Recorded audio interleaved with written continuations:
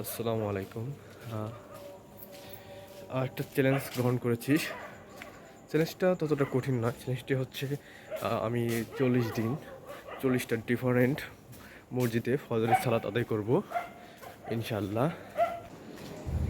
আল্লাহর রহমত ও দয়া থাকলে অবশ্যই এটি করতে পারবো।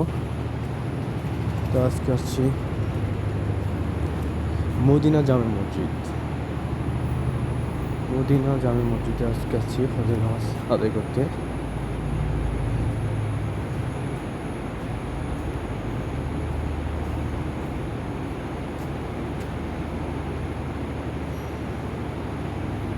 এটা মাদ্রাসার পাশেই, সাইডে কিছু মাদ্রাসার স্টুডেন্টরা সালাত আদায় করছে।